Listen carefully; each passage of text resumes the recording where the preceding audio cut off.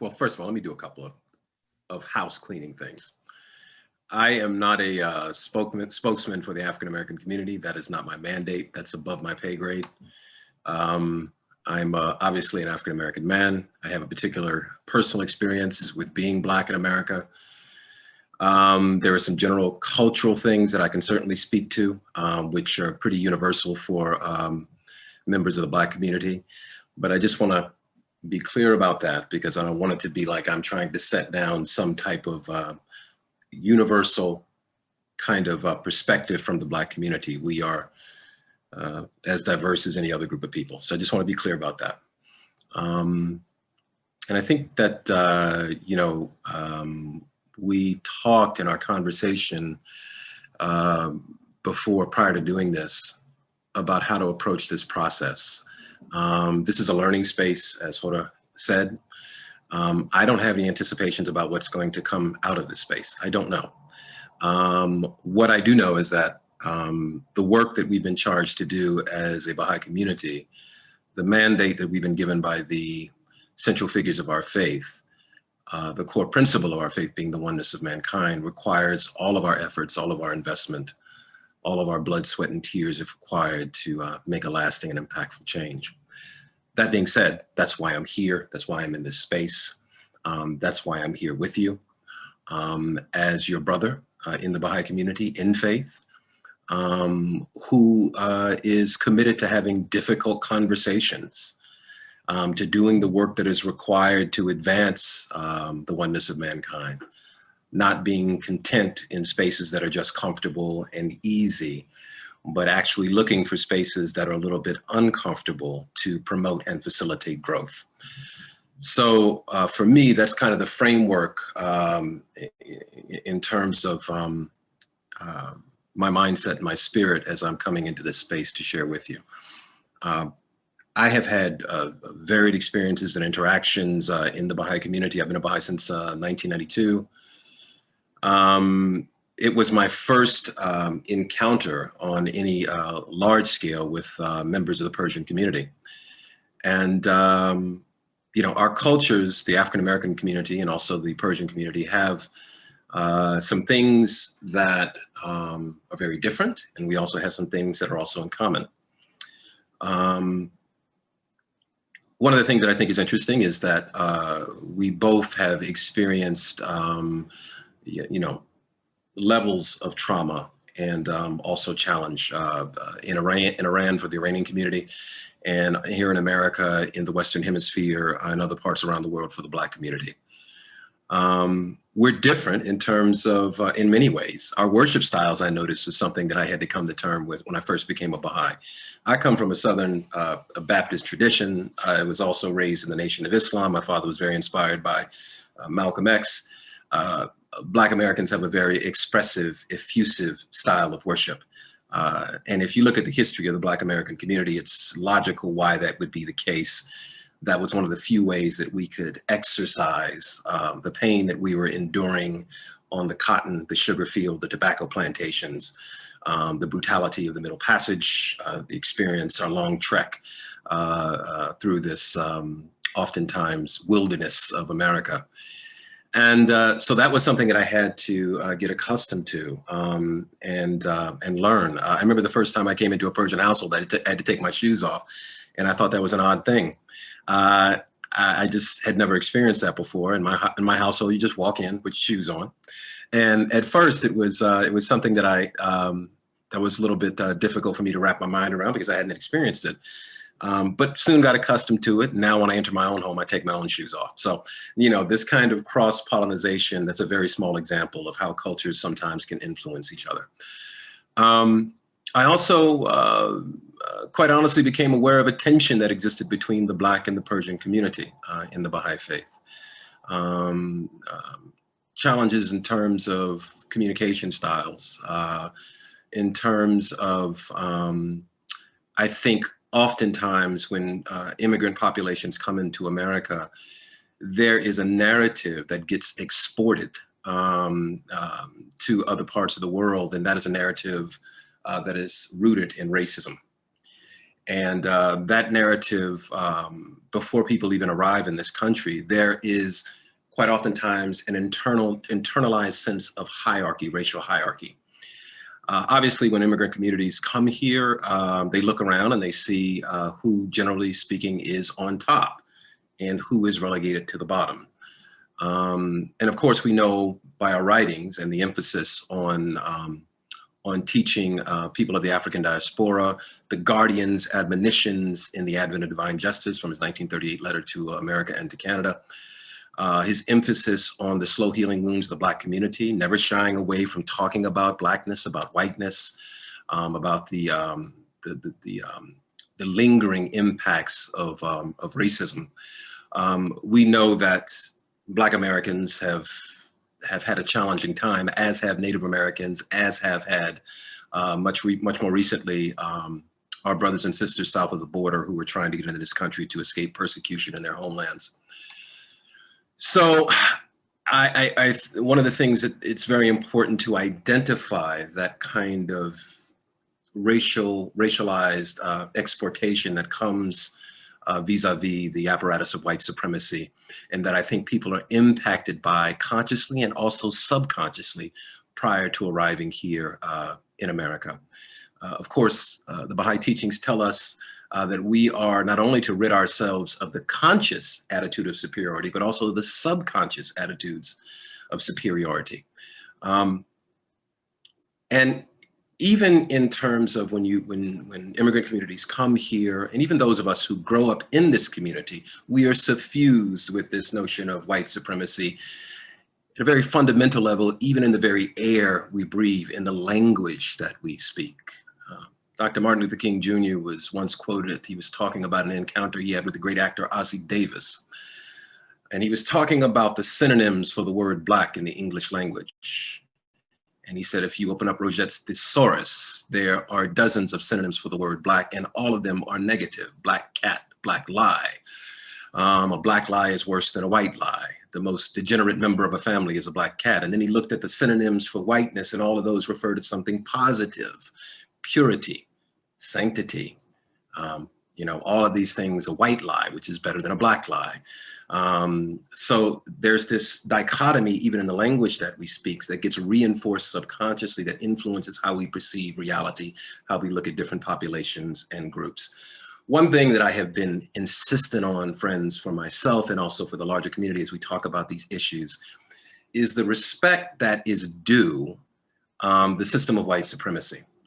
It is inherently evil, undeniably diabolical, and destructive, and inherently destructive. However, it is also wickedly brilliant and has been really successful over generations in terms of shaping the way we think, in terms of kind of moderating how we interact with one another, how we perceive each other. And I think it's important to understand the enemy if we are going to defeat the enemy. And the enemy, of course, is racism, is white supremacy, is the system of racialized hierarchy, is sexism, is materialism, all these isms which the Baha'i teachings tell us that we are to be cognizant of and actively work to overthrow with the power of love, and also by building new institutions and new relationships that cultivate this sense of intrinsic oneness that is at the heart of our faith.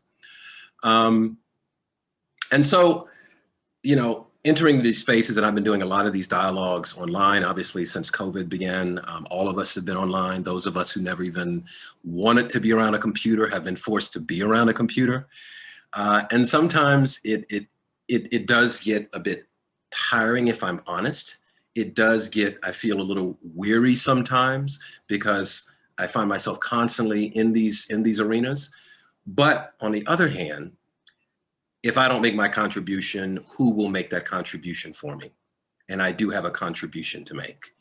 So I sacrifice whatever it is, whatever weariness that comes along with the work, because I believe the goal is more important than necessarily me being tired or me being frustrated. So anyway, so those are just a few things that I've been thinking about. I think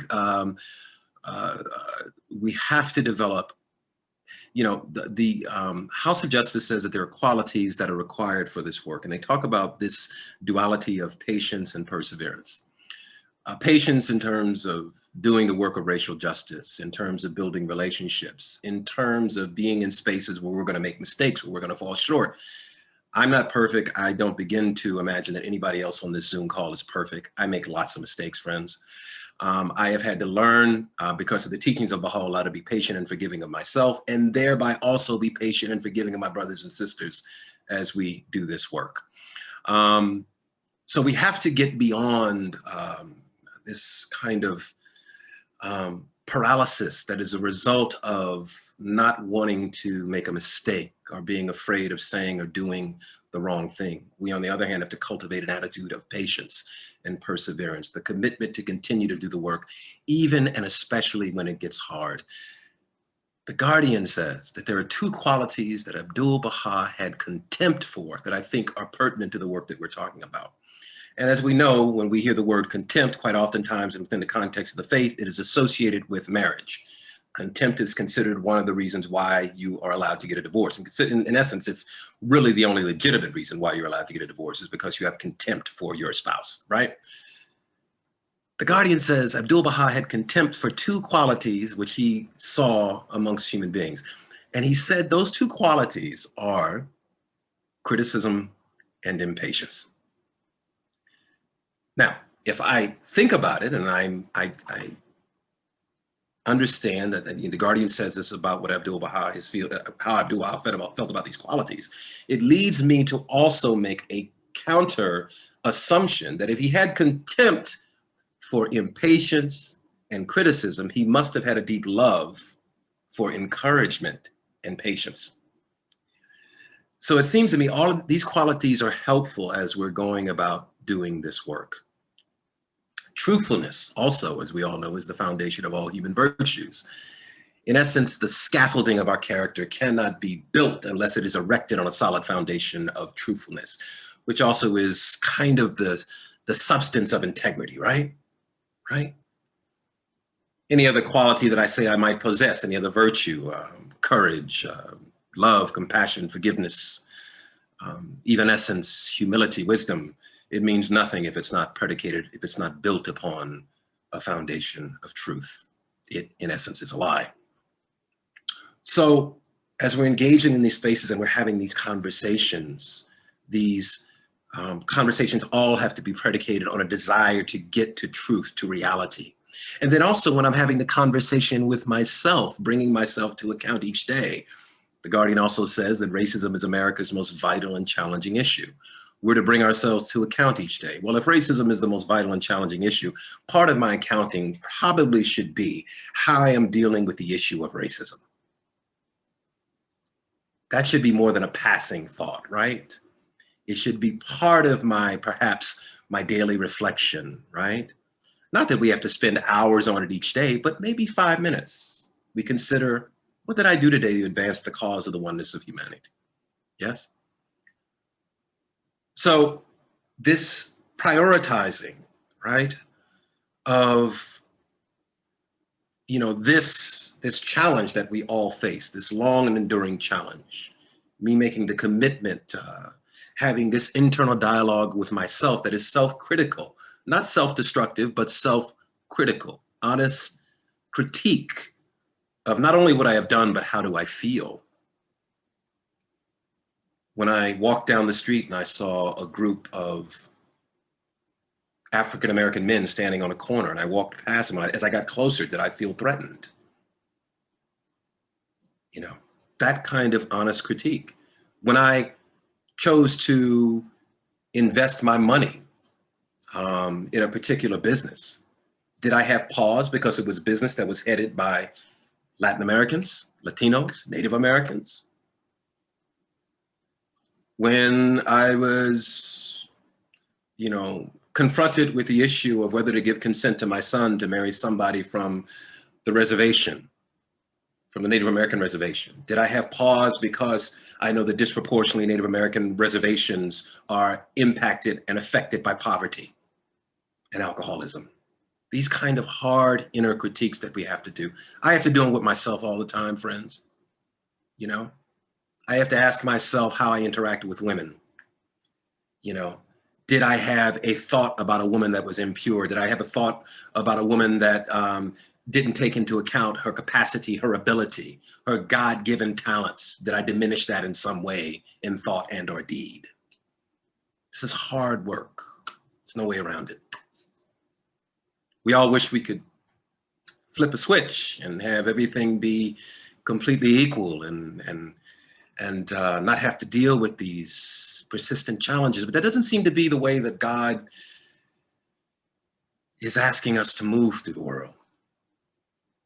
There seems to be some inherent link between, first of all, our conscious intent and then the application of action aligning with intent. How in some way that unleashes some kind of mystical, majestic, magical, spiritual substance that has a transformative capacity for the entire planet. That's what God is asking us to do. And then that in turn is tied in some strange, timeless way to our redemption, right? Action unleashing the ability for us to be redeemed. Our redemption coming as a result of our action, of our striving to be, to do, to grow into, to become. So as I'm doing this work, I'm thinking about these things, this idea of confronting difficult truths within myself and also in the larger society. I'm thinking about choosing to be in spaces that are uncomfortable, choosing to stand in the crucible, in the intersection of tension, of opportunity and crisis, of crisis and victory. Choosing to cultivate a kind of suspicion or discomfort with a tendency, a propensity to be comfortable. Understanding that discomfort, that tension is where the seeds of growth are planted.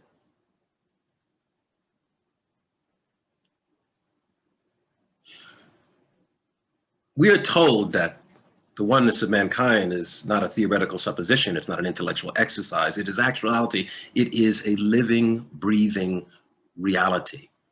That all of God's creation is predicated on diversity. Yes? But the work required to really get to a deep internalized understanding of that, the work that I am engaged in myself, I don't want to give an impression that I have arrived. I am working, stumbling, failing, achieving, but I'm trying. It requires not only an intentionality to want to see a world that is predicated on oneness, that is about respecting diversity as a foundational element of creation, right? But also requires us to do the work of stepping outside of ourselves to understand other experiences that are different from our own. To not flatten the narrative of humanity, but to understand it as three-dimensional. To not graft my immigrant experience onto the experience of African Americans, or Native Americans, or Latinos and Latinas. To see with an empathetic gaze, empathy, which is a virtue of God.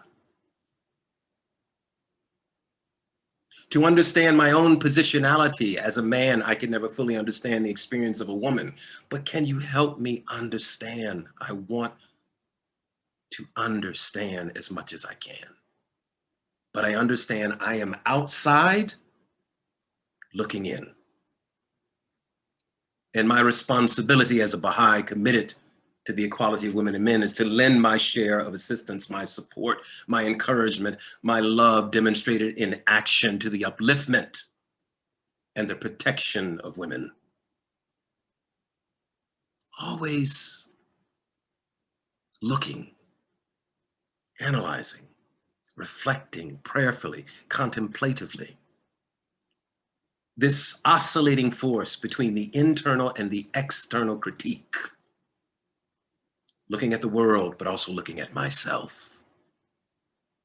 Am I living the change that I want to see? Where am I achieving, in my own modest way, the example of living by the example of Abdu'l-Baha?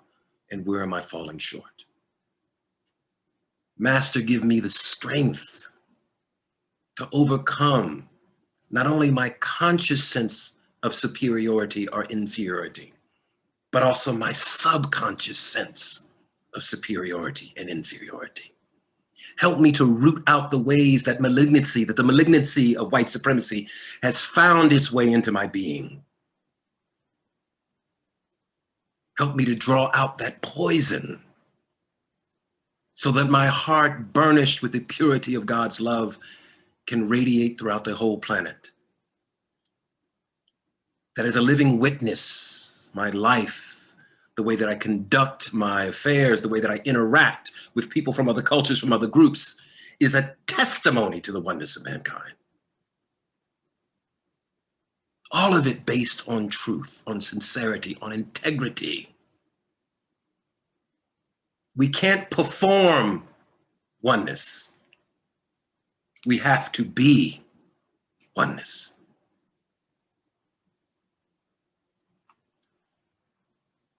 So anyway, I'm going to shut up because I can get worked up, and then I can start crying because this stuff is really moving to me. So I'd love for us to enter into perhaps some conversation that I think really makes this a true learning space for all of us. So anyway. Thank you so much, Masud, for sharing so much. I was listening with my heart.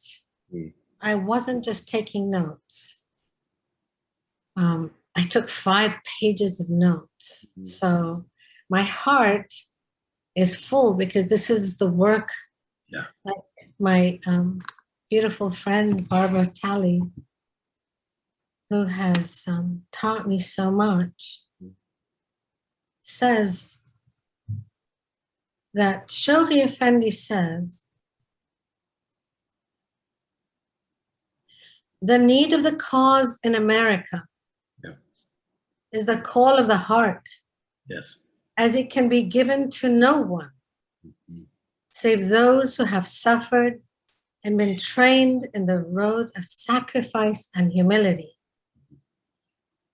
I hope soon that the cause, whether it is in the heart of the white man or the black man, it does not matter where the cause is, the thing that keeps him out. Oh, sorry, please forgive me.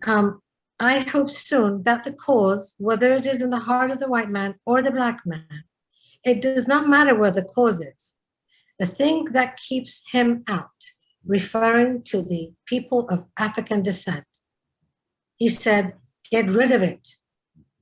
Whatever is preventing the people of the eye, people of African descent, from coming into large numbers into the faith, he says, get rid of it. And not just save them, not save this world, not save African Americans, not just save the cause of justice, but then he says, and save the world situation. So,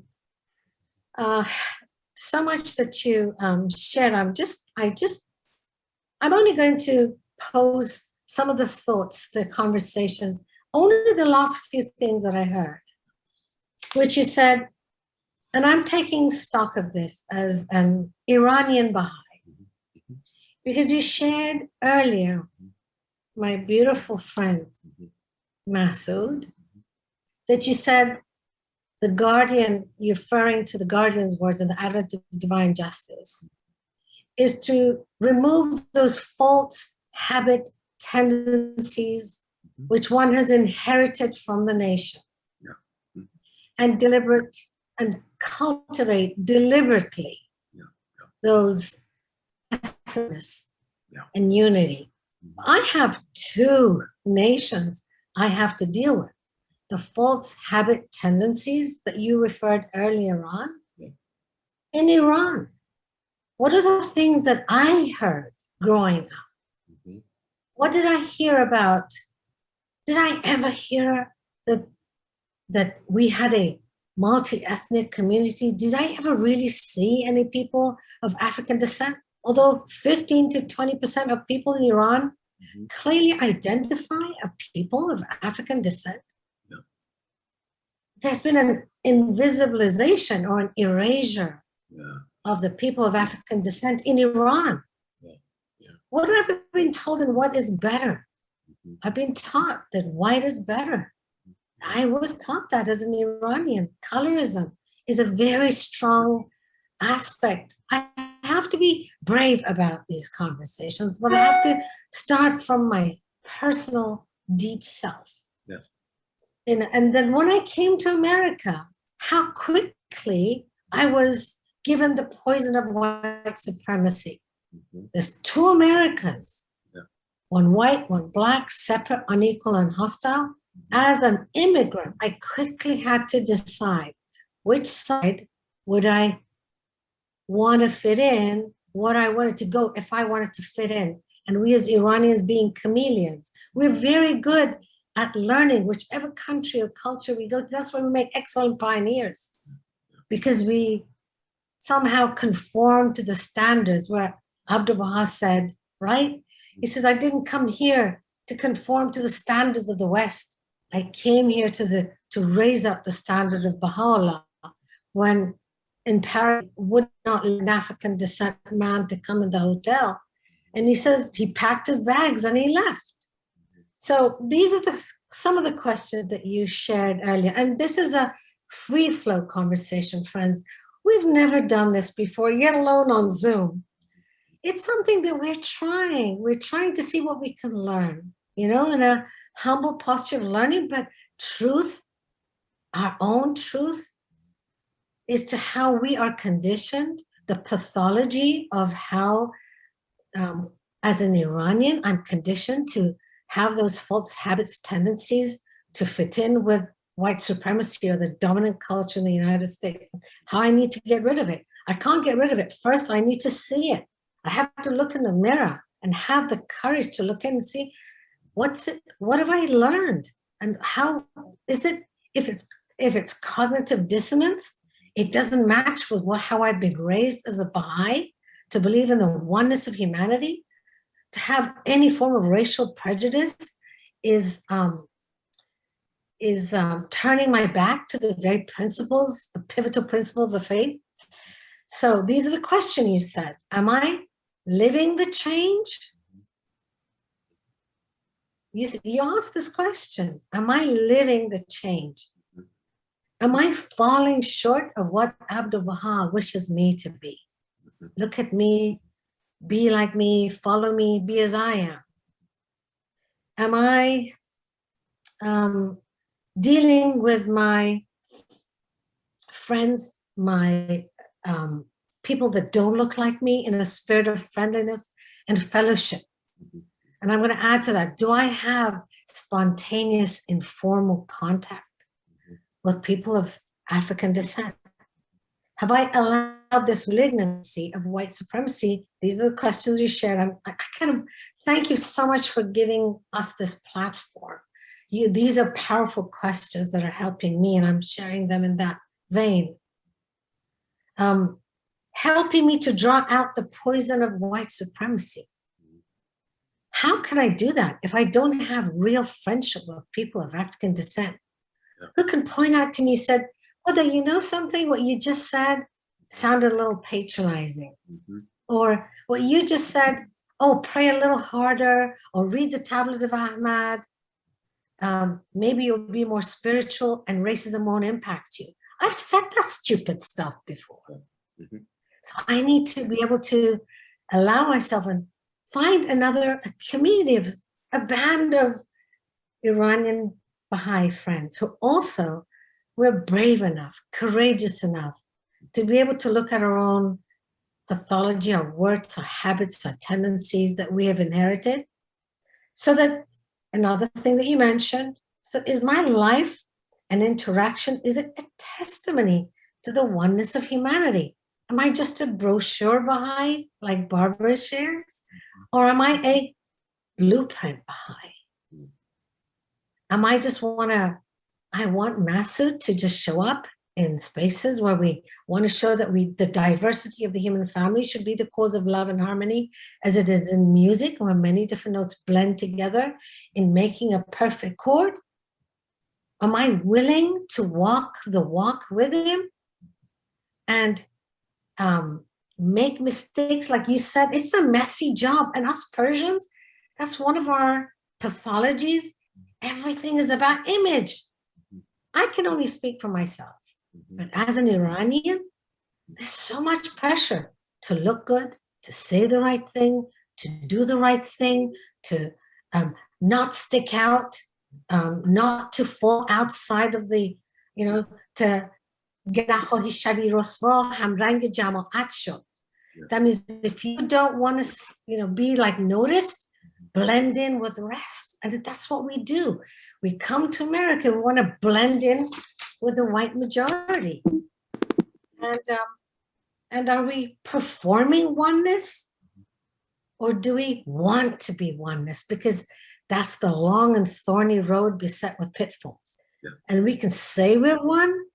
America is the land of liberty, justice, and equality, but it doesn't treat us as one. It treats me as a white-looking person a heck of a lot better. So I need to talk about my white privilege as a person as an immigrant who comes to this country, and right away I can benefit from everything that people of color have worked so hard to be able to come here. First of all, to come here, get citizenship, to be able to get a job, and also benefit financially from everything that this horrendous middle passage and that what happened to millions of people, African Americans, stolen people on stolen land that belonged to Native Indigenous, and that wealth that was created on the backs of millions of African Americans. Should I not take that into consideration and know that and admit it? So I'm sorry, I really didn't mean to share these things, but I kind of wanted to open the conversation, just talk about some of those things that are uncomfortable for me and happen and will continue to be. Yeah. Thank you, Masud. You're welcome. You're welcome. I wonder if we could, I don't know, we have a fairly small group. Maybe there are some thoughts or questions that the friends might be on the friends' minds that they might want to ask or share. Again, this is a learning space, so I'm learning as well. So I invite anybody personally who has something to share, a question. Let's see if we can find an answer together. So, Sherry, hi Sherry. Hi Masud, it's so nice to see you, my friend. I've missed you. I used to enjoy your Wednesday nights so very much. How have you been? Well, thank you. Doing well. Good to see you. Always good to see you. Thank you. I just wanted to share something with regards to what Hoda said. My situation is the exact opposite. It's exactly the opposite of hers, because as Hoda Jun knows, in another platform I was sharing this, that I grew up in my family back in Iran. My parents raised my sister and I in such a way that we were very, very, not just comfortable, we just actually preferred to have Black friends and African-American friends. And how they did it was from a young age, they bought us dolls that were all Black in color. And all the wallpapers in our rooms were people playing who were all Black. And we grew up thinking and believing that they were all family. Mm-hmm. So my situation is exactly the reverse of Hoda's. We actually grew up feeling more comfortable with the Blacks and African Americans than with whites. And the first time I ever personally experienced racial prejudice towards myself was as a young child when we moved to England when I was about 14. And they called us bloody foreigners because to them we were very white. And at that time, I was no longer comfortable at all being with white people. And it was my sister and I were scrambling to find someone that were African Americans or anybody that we could become friends with in a very white, culturally oriented England at the time. So anyway, and then, so my situation is the reverse. I'm uncomfortable when I'm actually most of the times without. So here now, during my lifetime, most of my friends have been of color. My best friends are from Jamaica. I speak Patois. I can I'm totally like, and I feel so comfortable. I was worried about them, how they feel about me, until like I told Huda in the other platform that one time they told me, don't you think otherwise? You are absolutely Black. You're one of us because you're not white, you're not yellow, you're not red, you're Black. And that was one of the happiest days of my life, that not only I had all my life accepted them, but now they had accepted me into their family. Wow. Cut a long story short, I thought perhaps trying to integrate that into our today's society is by really trying to feel, not just feel that way and believe that way. It is exactly that. Like, I don't know, I can't reverse my brain. You know what I mean? I want to so much understand this divide, but because I'm not in there, I don't know how to do this because I've been totally at that level since childhood. Yeah. Thank you for that, Sherry. It's, it's a wonderful example of that these are not universal. The way we're talking about this subject, it doesn't apply to absolutely everyone, that there are always exceptions to the rule. People have experiences. I will say it was a beautiful gift that your parents were so intentional. First of all, I think it's fabulous that they were clearly thinking about this, and they were intentional in terms of what they exposed you to and what they surrounded you with. And also probably what they demonstrated in their actions in terms of their associations and affiliations with people of African descent and other cultures. It might be helpful sometimes to also think about this in a phenomenological way. And Baha'u'llah does tell us that in the physical universe the physical world is a metaphor, allegory for the spiritual world. I think it's important to reconsider our notion of Blackness also. In this country, Blackness is viewed quite oftentimes as a marginalizing conceptual idea. It is something that exists at the borders. It's something that's treated with suspicion.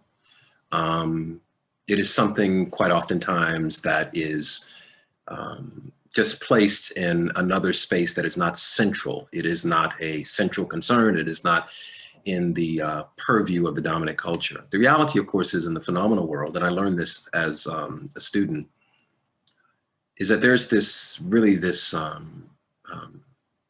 profound relationship between Blackness and whiteness. First of all, Blackness is really the presence of all color. If you notice, if you have a palette if you happen to be a painter and you're mixing all of the colors together, the color that you finally get is black.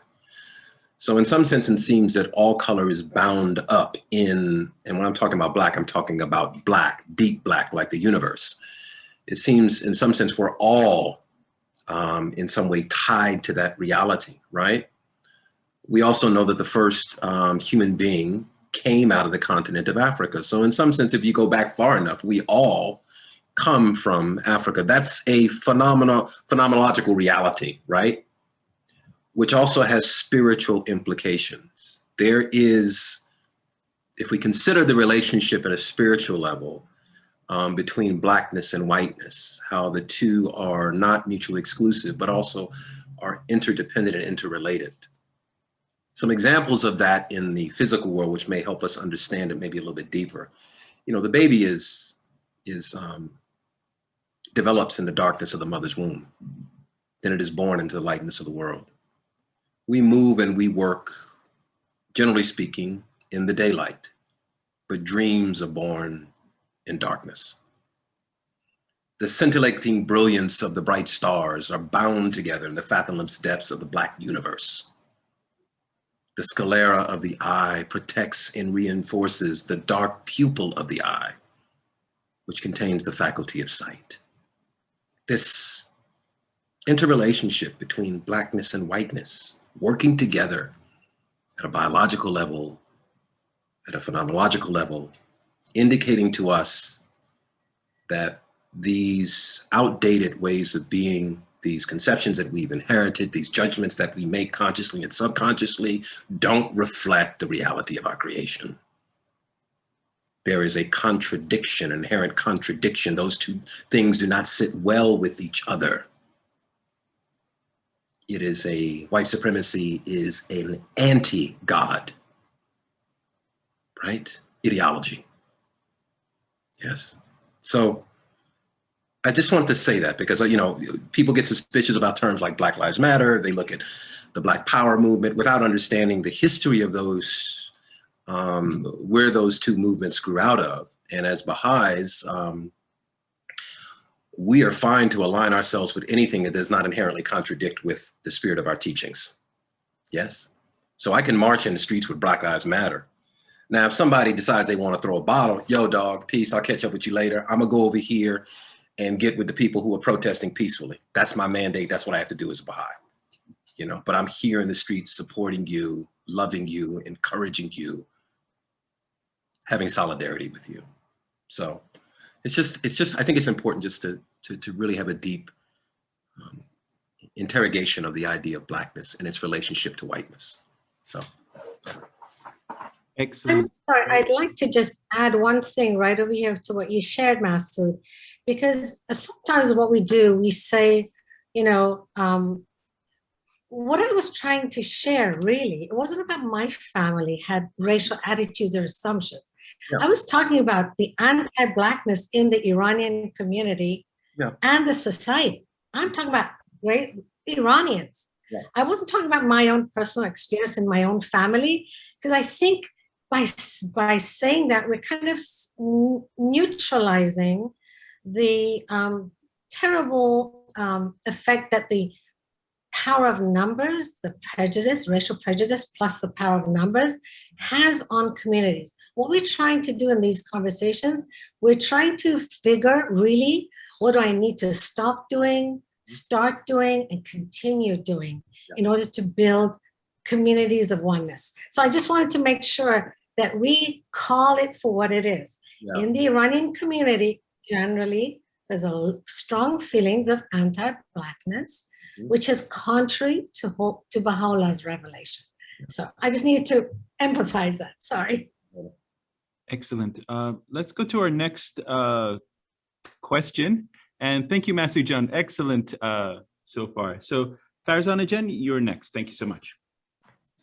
Masud John, I was wondering if you have thought of a curriculum to teach children how to free themselves, because there are stages to move the kids, and we have done some of that, but if you were to suggest a curriculum to start healing, what would you suggest?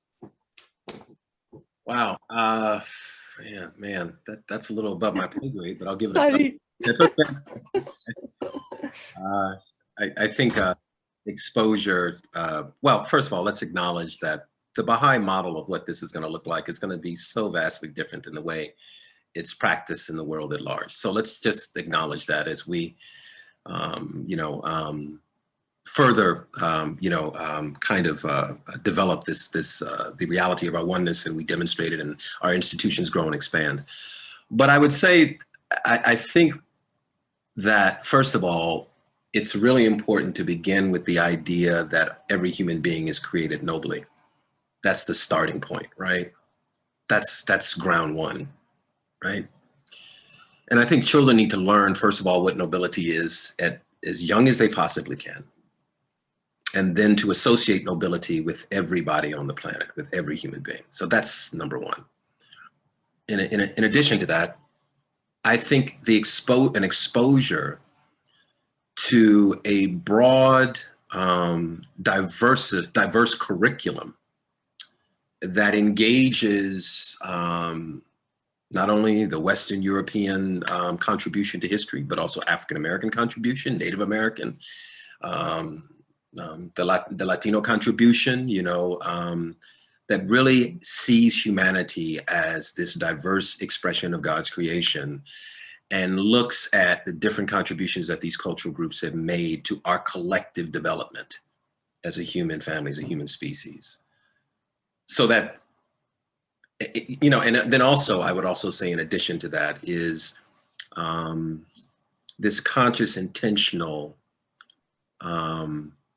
dismantling of anything that is hierarchical as it pertains to groups of people. One of the things that the revelation of God does is it disrupts the social order, right? Those things that no longer work for our growth and development are annulled by the manifestation of God. It seems to me, and this is my understanding based on the little bit that I know about the faith, is that one of the ways that Baha'u'llah is really disrupting our present social order is through the decentering of the white gaze. So essentially Baha'u'llah is saying that the aperture that I have, the lens that you're working with is like this in America. The lens that I'm working with is like this. And I'm creating space in the picture frame for everybody. A co-equal shared space where no group, right, achieves some kind of inherent ascendancy above or over another. That we're all seen as having contributions to make to the forward progress of humanity. So that's, dear Farzaneh, that's, yeah. Thank you, Masud John. Excellent response. Really enjoyed that. Let us go to Seema John. You're next. Thank you so much for your patience. Yes, it's wonderful to be part of this group. And I just wanted to bring up some questions and concerns that have been in my mind for a long time. Number one, by the size of this group, you can tell that this may not be, unfortunately, a priority for many Baha'is, including the Persian Baha'is. Maybe it wasn't advertised large enough, but anyway. So I think in my mind, the big question, well, it shows, you know, the ones who are here are the ones who may be a little well-versed in the subject. They're the ones who care. The question is, how can we bring other Iranian Baha'is on board? And not just Iranian Baha'is, there are American Baha'is who also, you know, white American Baha'is who also need to come on board. And, you know, in my mind, particularly the Persians are of a few groups. The first is the one who, this is definitely not an issue. You know, all the letters that come from the House of Justice, from the National, they just go way over their head and back to what we do. The other part, as you know, the fact that we are immigrants, not educated in history. We have, as Hoda Jun mentioned very well, we have bought into the stereotypes, the myths. So the main thing is deconstructing these myths that many of us Iranians have in their minds, in our minds, you know, so, and, you know, not having, you know, read a book, not having listened to a podcast, not having watched a documentary, many of us have that issue. So how do we Yeah. bring all these Iranians who are among all these different groups on board? How do we get them? And there is another group, and these are not necessarily Iranians. I have a wonderful American Baha'i friend who believes that Black Lives Matter is a communist group, and so that group also. And it is very challenging, Yeah. particularly when you are in a Baha'i meeting, and probably Hoda knows, you are the only one who is talking. People think, oh my God, you're creating disunity, and we have all seen this. Yeah. So how do we do this lovingly? And you mentioned, I love that you mentioned that one of the things that Abdul Baha had contempt for was criticism. Yes. How do we do this? Yeah. And Iranians I've been in spaces where there are only Iranians and extremely sensitive. Oh, why are you attacking Iranians? Right. Why are you singling them out? Right. So how do we bring them on board? I'm sorry, I'm taking too long. Bring them on board lovingly. Yeah. Without them feeling that we are attacking the Iranian Baha'is. Yeah. So anyway. Great question. Yeah, it's a wonderful question. I only recently became acquainted with things like cutoff and some of the other nuances of Iranian culture. So I mean, there's some cultural nuances that I'm not as familiar with that you would be familiar with that would make you better equipped to maneuver in those spaces, to challenge lovingly, because I think we do need to be challenged in a loving way. I don't think we can make compromises with the truth. I don't think that is a bargain that we want to begin to have, because that leads to not only other destruction, but also internal self-destruction, right? And it's also not compatible with the tenets of our faith. I think you have to, as you already demonstrated, you have to have courage in order to step into those spaces and be the only one and continuously raise it. I feel this way. I'm at a point now in my life where, in talking about this issue, I don't give a doggone what anybody says. If the House of Justice, the National Spiritual Assembly, or the local spiritual assembly doesn't have a problem with what I say, then I don't care what anybody else says. If I get a phone call from the LSA, national, from the regional council, and they say, Masud, we really would like for you to, then I'll shut up. I won't say anything else. But that hasn't happened yet, so I'm going to continue to speak. So I think we have to cultivate, and by the way, it took me some time to get there. It wasn't like something that I was automatically became a Baha'i and I was there. It took me a while to get to that space. So I think we have to continue to bring it up, to challenge. We have to demonstrate in our own lives that we are actively seeking out and building relationships across culture. It has to be a demonstrable part of our lives, so that those friends who are in the darkness of ignorance, of fear, of bigotry will see the light of unity and of oneness. The beautiful thing, Baha'u'llah tells us that so powerful is the light of unity that it can illuminate the whole earth, right? So every time that I cultivate a relationship with somebody from a different culture, and that relationship is sincere, is built on truth, I'm shedding, hopefully, God is shedding a ray of light on the darkness of bigotry and ignorance. Those people, some of those people will not ever come around, anti-Sema, they just won't. We can't worry about those people other than praying for them, occasionally when they ask, encouraging them. We have to be about the business of building community with those people who are willing to listen and who are open. The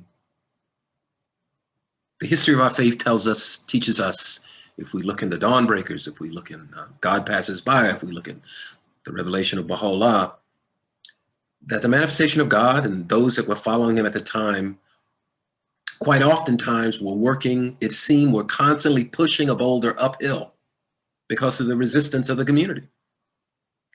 I heard something very powerful, very moving to me recently, and I'd never heard this before, but a dear Baha'i friend told me. The Guardian was having a conversation with Ruhiyya Hanun, and she was praising him for what he had done and how he had advanced the cause. And the Guardian looked thoughtful for a moment, and he looked at her and he said, yes, and I could have done 10 times more if the friends would have encouraged me. Now, we have to encourage those who are doing the work. We have to be encouraged. We have to be patient because we don't know ultimately what anybody's destiny is. But while we are patient, we have to diligently be about the work of building this new reality. And for those that don't listen, who refuse to grow, who for whatever reason are intractable in their attitudes, we have to pray for them and always leave the door open for them to come back with a new awareness and a new reality. And I will say this about Black Lives Matter. There is a letter from the Universal House of Justice during the time of Dr. Martin Luther King Jr. And one of the friends that time had raised concern about Baha'is participating in the marches for civil rights. The House of Justice said, certainly marches or movements such as those led by Dr. Martin Luther King Jr. are in alignment with the teachings of the faith. They reflect the spirit of the faith. So my view is, this is my own understanding, it's just one person's. I'm going to choose to enter into solidarity at those points where I can with people who are engaged in movements for oneness, for equality, for unity. Also being clear where I stand as a Baha'i, because that's my primary identity. My spiritual identity is primary. So those places where I need to diverge, or I can't go down those roads, that's fine. But where we can meet up, where we can join hands, work together, I'm here with you. I'm in the trenches. I'm your brother. I'm your sister. I'm your uncle, your aunt. We are here laboring together. So I'm saying all that to say, my encouragement to myself and to you is to pray for them, to leave the door open for those, and don't worry about them. Leave them to God, and be more focused on building relationships with people who will work with you.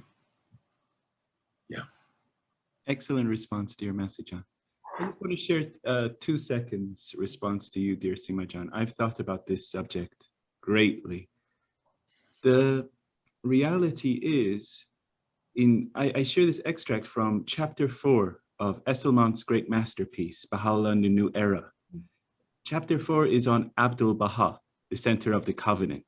And in the last extract, John Ebenezer Esselman, he describes Abdul Baha as a lighthouse. It's a very amazing imagery. Tall, strong, powerful, standing on the land, not in the waters of the darkness and getting lost in the currents, but on the land. And the lighthouse has penetrating light into the darkness. Yeah. And this is a very impressive imagery. And why I bring this up is because often we look into the darkness, but our light is not shining bright enough. And why I say this is because often we get lost in sadness, looking at the darkness of our communities. But is our light shining bright to actually be the lighthouse? You know, so this was Mr. Hooper Dunbar shared this insight. What Mr. Hooper Dunbar said, he says, often we look at our communities, whether we're Persian, we look at our Persian community, what are they doing? We look, if we're African-American, we look at our African-American communities, what are they doing? But in the reality is your light shining bright enough? And this is the reality of transformation that dear Masud John is talking about.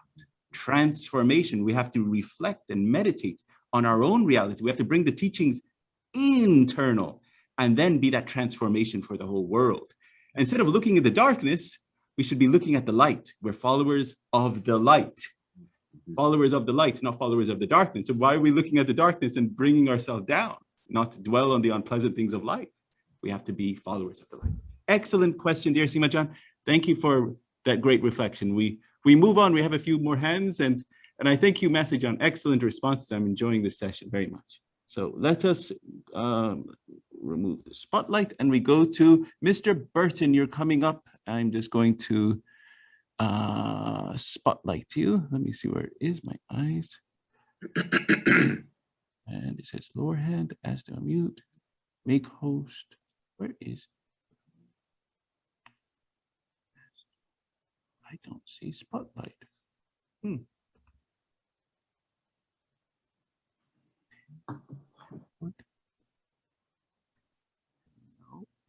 that's not it. I'm working on getting you spotlighted, Mr. Burton. I don't see an option on my screen. Can you just unmute? Does that help? There we go. Can you hear me now? Yeah, just go for it, Burton. Let's hear your question. Thank you. Well, first of all, thank you, Ehsan, for your wonderful artwork. Hoda, thank you so much for the space. And Brother Masud, thank you so much for the work you're doing. I wanted to say specifically that what's brought up, that because this was the Feast of Light, so this is the month of light, and we talk specifically about light. I wanted to tell Masud that you do know that Ossie Davis was told by Elaine Locke to go to New York City when he asked that question specifically about what he should do with his life. Yeah. So I just wanted to throw that theme in there. Great. And Hoda, what I wanted to say to you specifically was thank you so much for the space. And I know I've sent you quotations specifically about that. But 2 days ago, because I've been doing the history of the Baha'i faith in our community, specifically about the history of Louis Gregory being in our community and no one coming to see him, but all of the Baha'is who were white came to see Corinne True, who came a week later. And, you know, the documentation of the history of our faith is something that we need to know, we need to understand. And I agree, Masud, totally with the fact that there are those who it doesn't matter what you say, they are not going to listen. But I will want to quote specifically from The Guardian and the Advent of Divine Justice, because my wife wonderfully brought this up, and it's the last quotation because a lot of people don't see it, but someone mentioned it because we had our first feast in person a couple of nights ago, and she said she remembered this part where it says, the days are approaching their end, yet the peoples of the earth are even sunk in grievous heedlessness and lost in manifest error. Great, great is the cause. The hour is approaching when the most great convulsion will have appeared. I swear by him who is the truth, it shall cause separation to afflict everyone, even those who circle around me. And they said specifically, this was the first time that people had gotten together in a year, and they said how I'd missed this. And how my wife had said, well, this is in Advent of Divine Justice. And so this is that internalized thing where individually we're supposed to look at ourselves because we bring ourselves to account each day, not anyone else. And we're supposed to manifest these qualities of ourselves. And that is what's supposed to be drawing others in.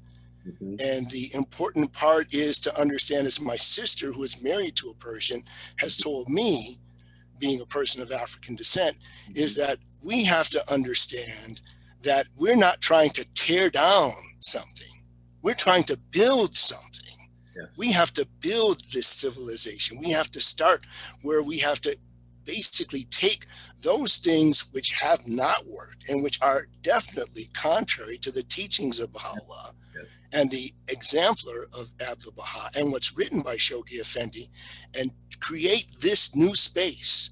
We have to create this new space with a new language and with a new identity, which is inclusive and not exclusive. Because all of white supremacy has been about exclusion. Yeah. And it's been every part of that.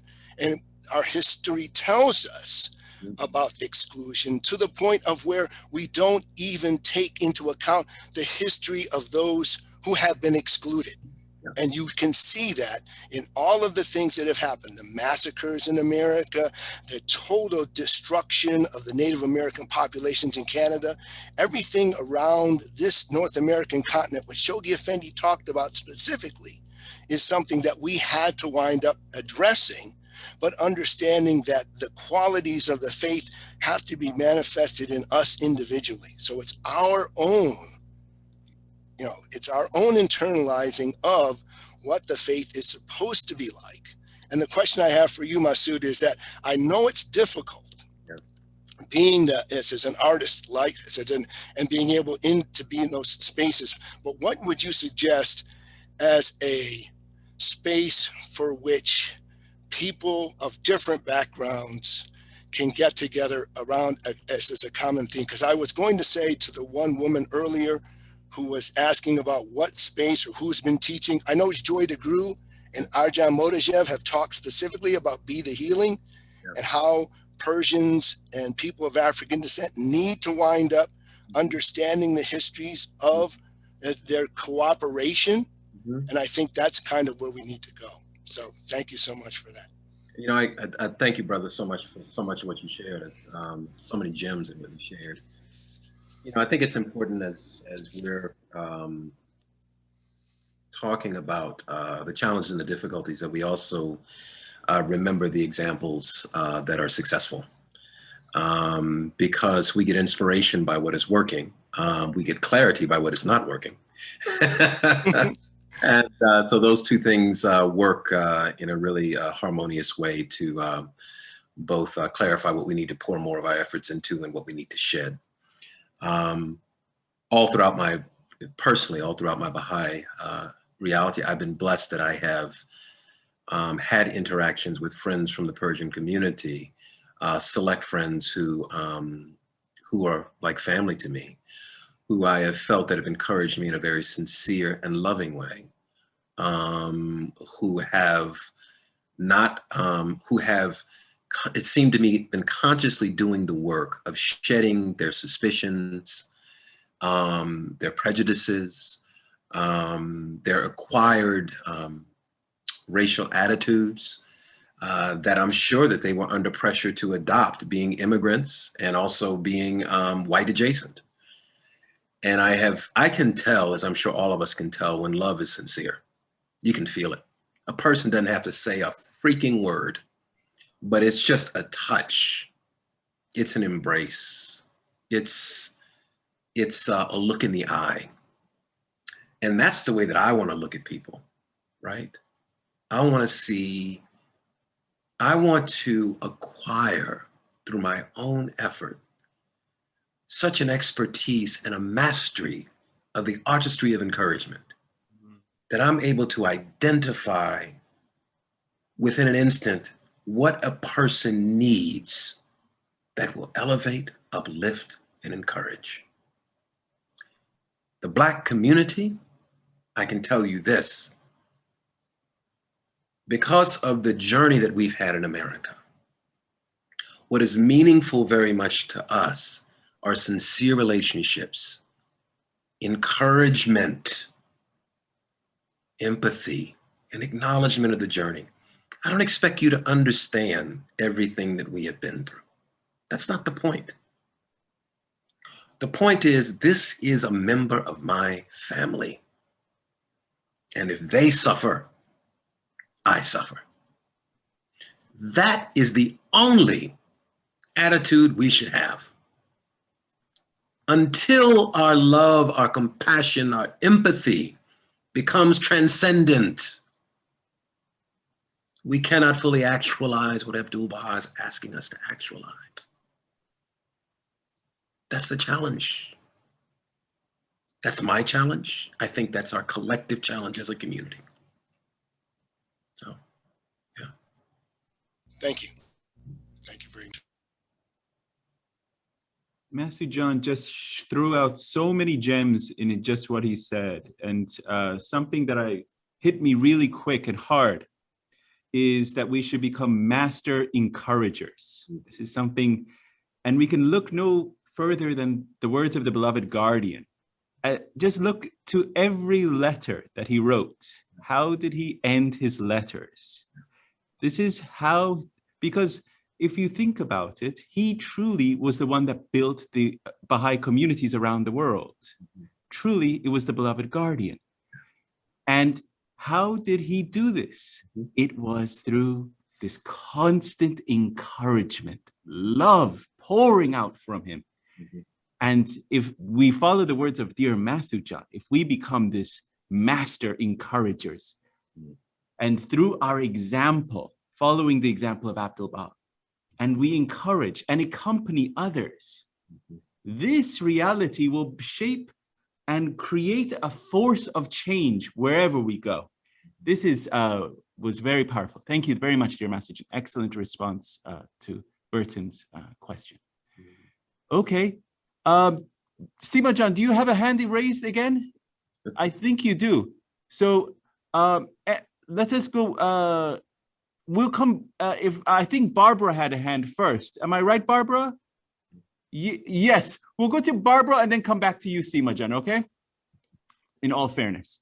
So let me add the spotlight. There you are, Miss Barbara, please, you're up. Go for it. Oh, thank you. I'm on my phone and I don't know how to access chat or raising my hand. So I'm so inspired by what Masud was saying. And I want to say I haven't really ever been in a live space with any of you, except for Barbara's Thanksgiving last year.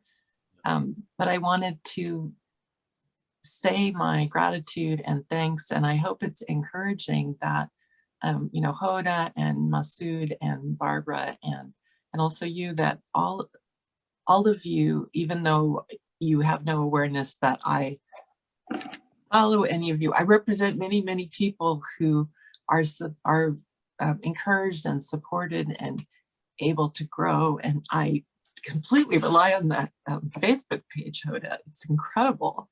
The resources that come through there and the way that I've been able to grow and what I can share with other people. I just want to encourage you to keep going and to say how powerful and meaningful it is. Yeah. Thank you. Thank you so much. Thank you. This is the beauty of the work, y'all. This is it. When we can have authentic spaces where we're sharing and we're pouring out our hearts, this is the vibrational level that we should be operating at. All that head stuff, that intellectual stuff, it satisfies this up here, but if it's not combined with the heart, man, we're doing half duty. We're not really grinding. This is the work. This is the work. This is the call. This is the challenge. Thank you, Barbara. Beautiful share. Truly, I know Hoda, please share your thoughts. Oh no, I just wanted to, if we could hear from Barbara and then Seema. Please. Because, yes. Okay, excellent. Thank you, dear Hoda Jan. Okay, Barbara Jan, you're up next. Let me first spotlight and... It probably won't let you spotlight when you don't have your That's true. camera. I'm not camera ready. Anyway, I just wanted to just offer my support for Masud and for you, Afsan, and for Huda for doing this work. This work there's so much of this work because we've waited so long to do it. Baha'u'llah Abdul Baha came to this country at 68 years old. You're breaking up a little bit. Two of us every morning. Oh, okay. Is this any better? That's better. That's much better. That's much better. Okay, I'll hold it right to my mouth then. Okay. A few of us have decided to walk in the footsteps of Abdul Baha. And we began on April 11th at dawn on the East Coast. And we start with prayers. And we start, and then we look at the 239 days that shares what journey. I mean, what the news was saying during that time, what was happening in the world. Because a lot of times I think we look at stuff back then and we say, oh, that's not relevant now. Or, oh, it was easy back then, it'd be harder now. But if you really thought about what was going on in 1912 in America, most of you have just seen Tulsa because it's been all over the news. And you saw that A group didn't get, in 1921, they didn't just suddenly get hatred that they would burn down an entire Baha'i, a Black community that had risen. You know, they keep saying, pull yourself up by your bootstraps. And this community did. And in spite of that, there was all of this jealousy. And overnight, they destroyed everything. So clearly, when the master came here in 1912, he knew what was going to happen. And so the schedule that he kept up with, some days there were 3 and 4 talks. Any of us that are speakers, you know, doing one talk is a lot, but to do 3 or 4 a day in some cases, and then travel and do more and more and more. At the age of 68, having gone through what he'd gone through, I mean, we owe it to him. We owe it to him to arise. You know, you were just talking about nurturing and the importance of encouragement. When we have people at different levels of their development. We have people that have unconscious incompetence. What that means in a learning context is that they just don't know what they don't know. Unfortunately, when you have unconscious competence, you don't know what you don't know. You will fight for your ignorance. You're like, what are you talking about? There's nothing wrong. And so, as one of the recent letters said, we have to choose where we're going to put our energy because there's so much fight. There are people hemorrhaging in the ER of race. And then there's some that are pushing and fighting. It's like, no, I don't want to make medicine. There's no medicine. So we have to choose with a limited amount of energy and a limited amount of time where we're going to put our energy. So we have to go from unconscious incompetence. And if you stay in the ring, you go from unconscious incompetence to conscious incompetence. At that point, you know what you don't know. I know every day I learn something, and the more I know I don't know. And so it is in this race conversation. The more we know, the more we don't know. So we have this conscious awareness that we just don't know.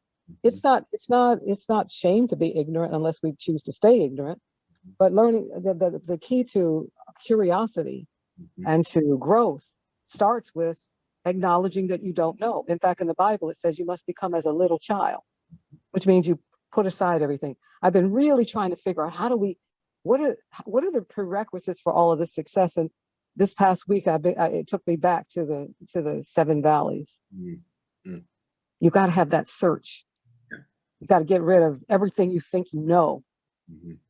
And then you're ready to learn. When the student is ready, the teacher appears. So we go from unconscious incompetence to conscious incompetence. But that's a good thing.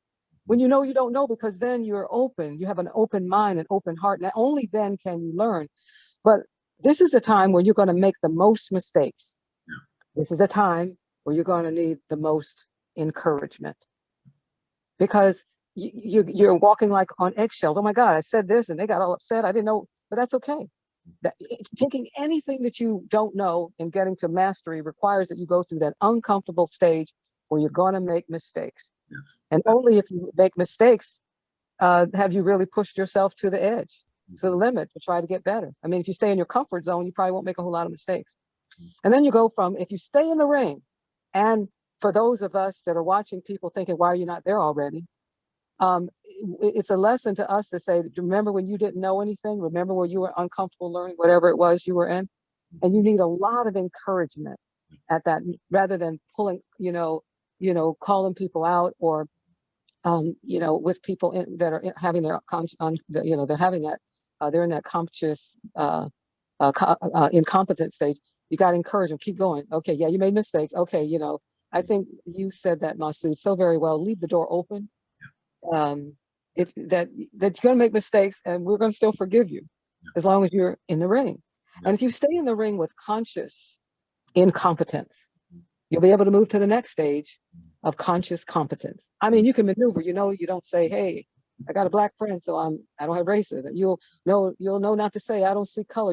You have conscious competence. You have to be aware, but it's not. You're not so nervous like you're walking on eggshells.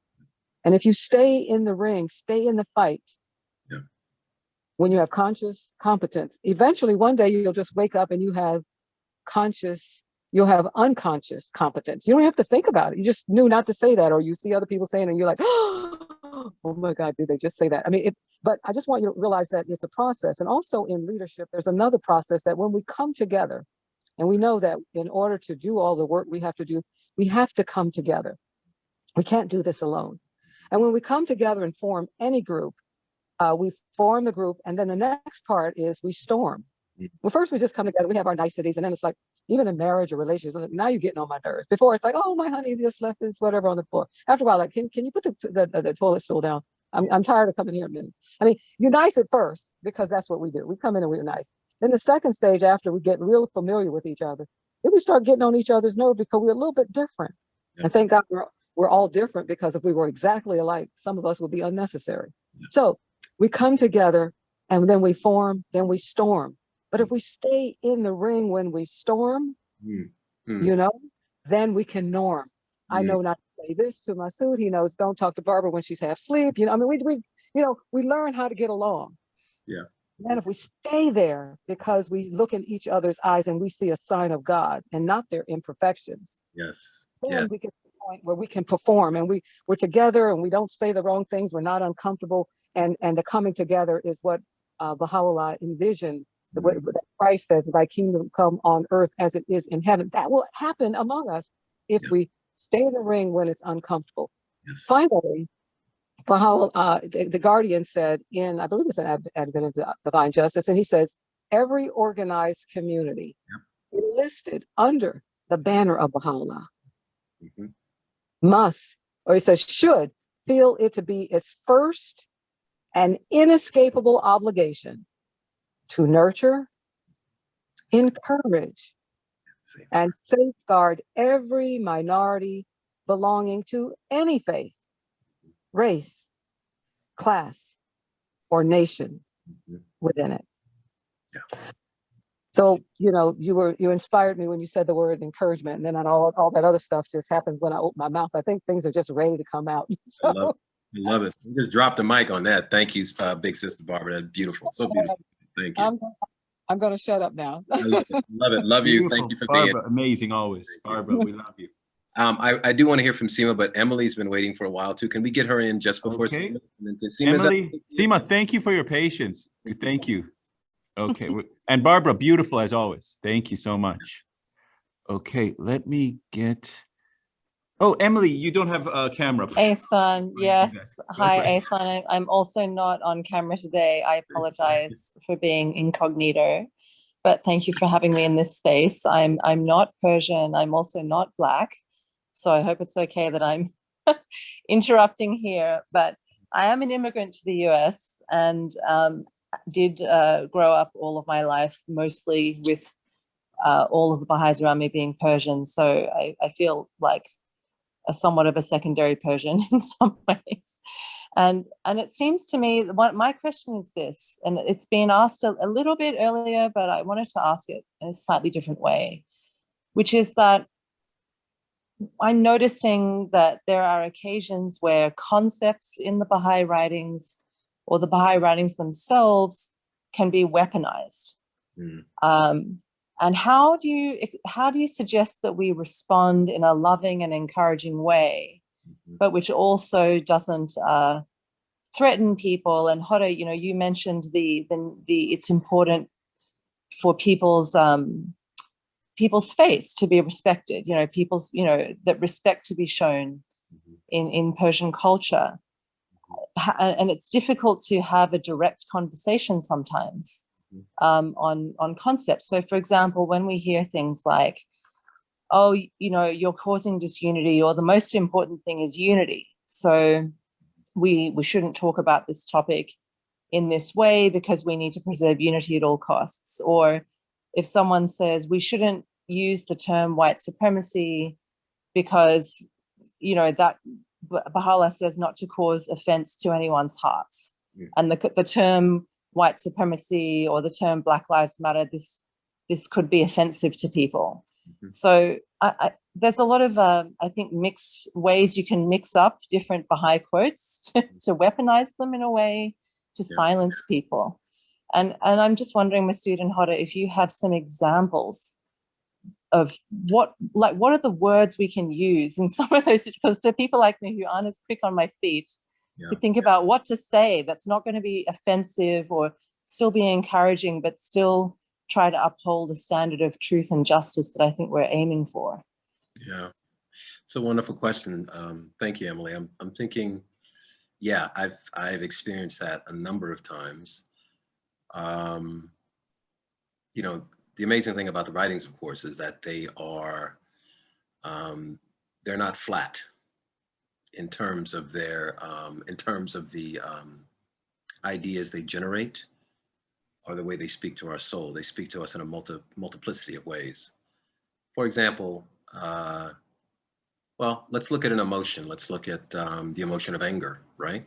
Which is part of the spectrum of human emotions. If you look in the writings, there are a number of admonitions about why one should not be angry. It burns the liver, the writings say. But then the master also says that there's one legitimate reason to use anger, and that's against the bloodthirsty tyrant.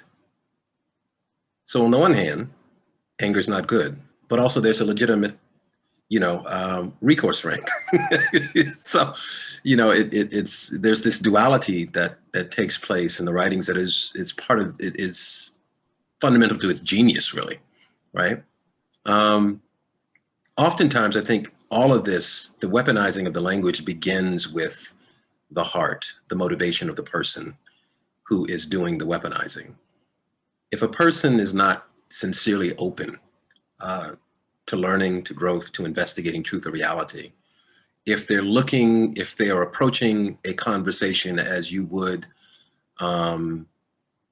a litigation in a courtroom, where they are invested only in proving that you are perceived as being wrong and they are perceived as being right, they're not entering into that interaction with pure heart or pure intent.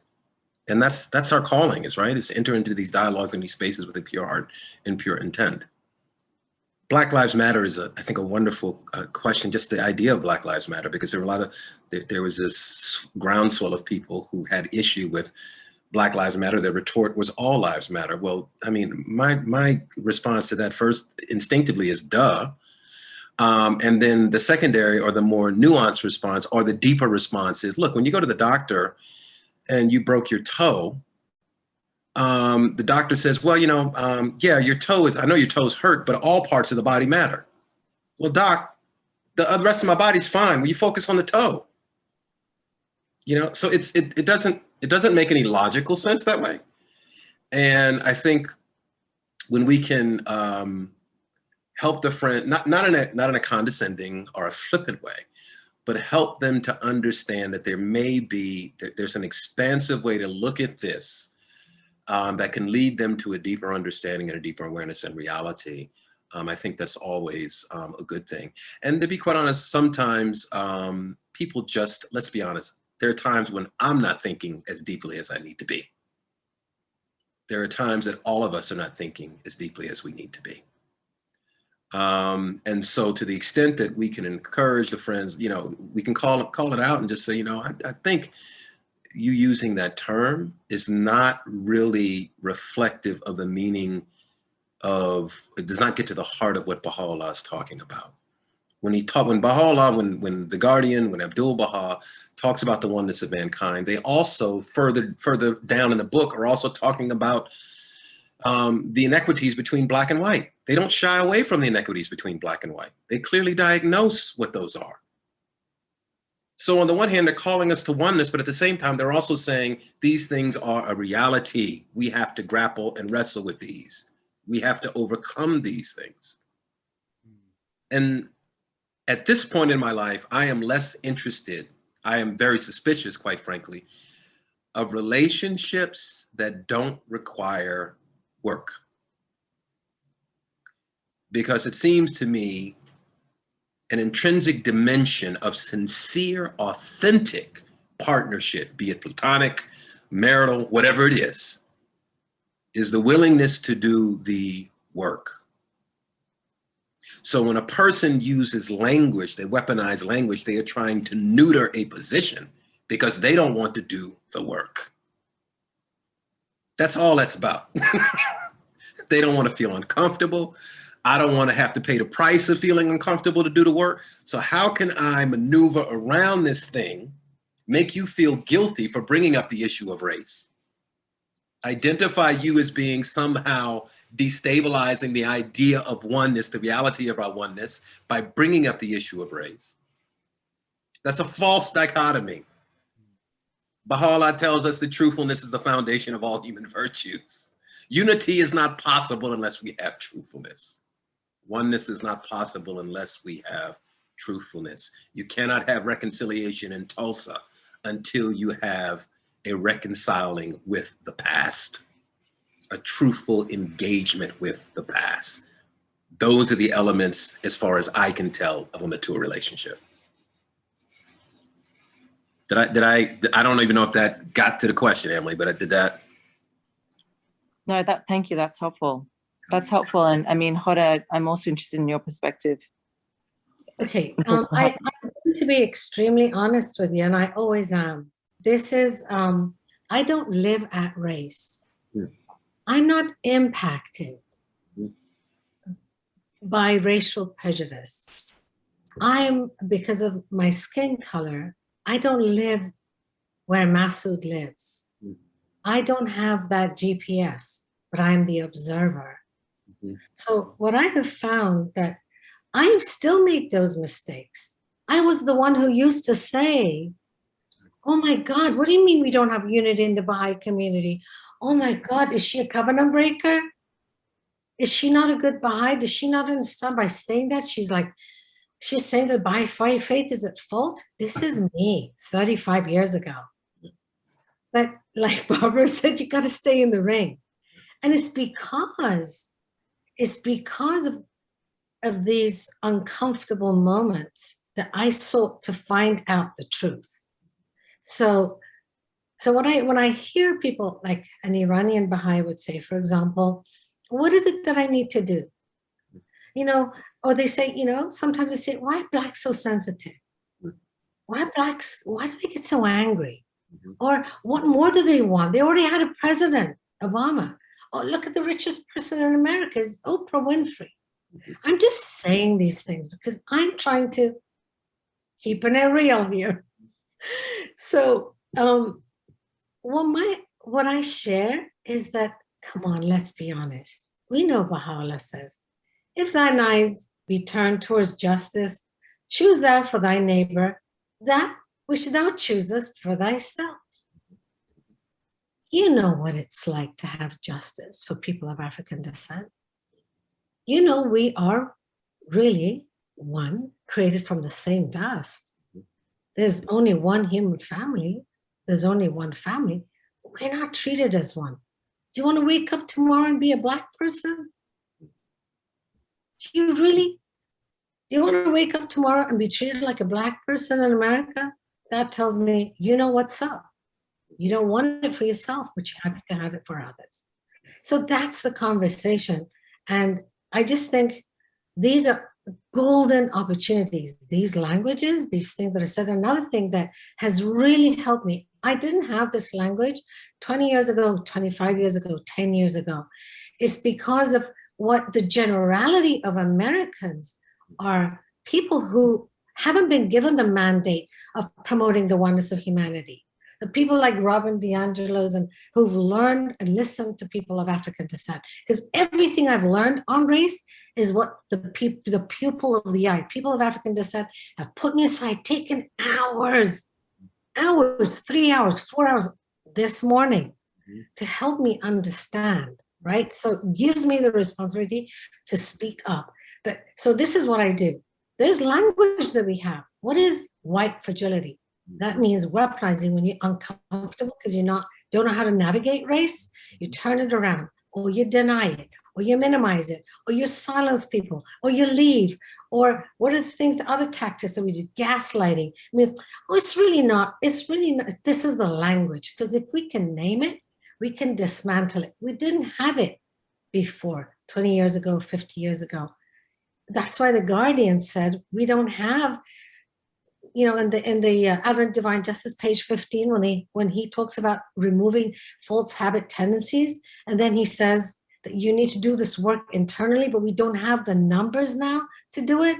Well, guess what? The Universal House of Justice said as early as the March 4th, 2020, that now we have the capacity to do the double crusade, regenerate the inward life of the community and assay the long-standing evils that have entrenched themselves in the life of the nation.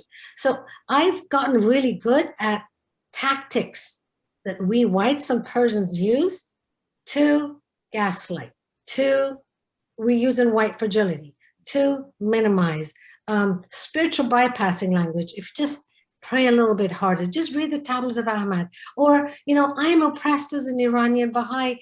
I came to America. I know what it feels to be oppressed. Oh, well, first of all, you don't live in Iran anymore. You are not oppressed anymore by living in America. You are benefiting from a system of white racism in America because of your privilege. And on top of that, you can't even compare. The House of Justice clearly said, don't even compare the oppression of people of African descent, which has taken hundreds of years to get to this year, and it will take thousands, generations for it to be undone. Where it takes just that with a stroke of a pen, the Ayatollahs can just write one word, and the yoke of oppression is taken off the necks of Iranians. So I just think the language is there. We just need to know it, and we need to seek it. None of us can say anymore, well, I don't know. Can you please tell me how I can be an anti-racist, how I can be engaged? We could just reach out to a person of African descent and build conversations and get messy, dirty, just pick up ourselves again and say, listen, I made a mistake. I made a boo-boo, but can you give me another chance? I've never had an African-American tell me, I don't have the time to educate you, or forget it, you know. They've always been loving, encouraging, and through their lens, they've helped me see the reality of race in this country. I'm sorry if I took too long to explain. No, thank you, Oda. Thank you. Yeah.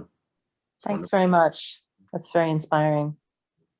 I know you didn't ask me to share, but I just want to share one thing really briefly.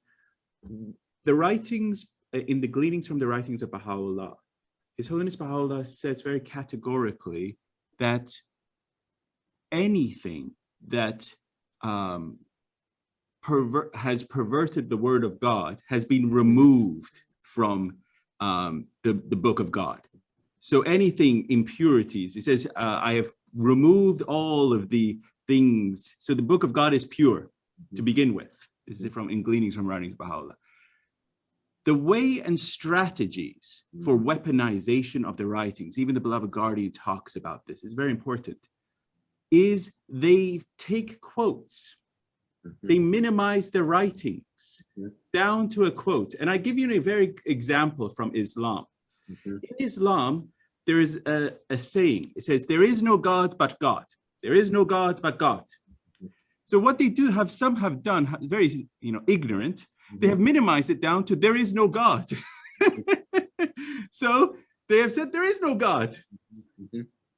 Isn't that ignorant? But the actual quote is, there is no God but God, and Allah, the Prophet, So they minimize it. And so what's just the same thing in the quote on color, in the sense, aspect of being Baha'i say, oh, I'm colorblind. This is very important. And dear friends, God doesn't see colors. God doesn't see color.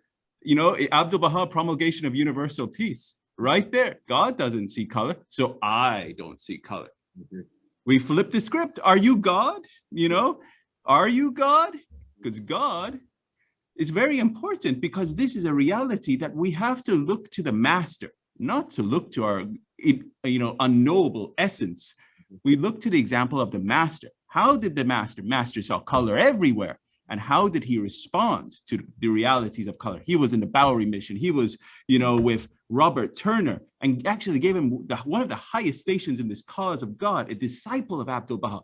Oh my God, this African-American reached a station of disciple of Abdul Baha. We should study his life and emulate that. It's incredible. So we should know the lives of these great African-Americans. And so this is flip the script. If every time anything doesn't seem incongruent, inconsistent in the faith, look to the whole body of the writing, not some little quote. This is very important. Thank you so much. I know you didn't ask me, Sima Jan, but no, thank you, Ehsan. That's really helpful. Always. Seema. We need to get Seema John, you're next. Barbara, I love you. You're coming up after that. So just to be absolutely fair. Okay, so I'm going to spotlight you and replace spotlight. I think that's it. Oh, sorry, wrong one. My chubby fingers. So let's go back. I don't know. Yeah. There we go. Add spotlight. Yeah. Add spotlight. There we go. We're coming back. All right. Sorry So about that. I'm still a novice in these things. Okay, there we go. I'll be very short, and I'm sorry if I talk more than others in the group, but you know, I really gravitate toward practical solutions, and I appreciate everything that has been said in this space. I feel that one practical solution to my question earlier, to bringing other Iranian Baha'is and white American Baha'is on board, is to help everyone realize and learn about the nobility of people of African descent, particularly immigrants who everyone said, and we all know, who buy into all the stereotypes and really, unfortunately, haven't had any friendships, even with African-American Baha'is.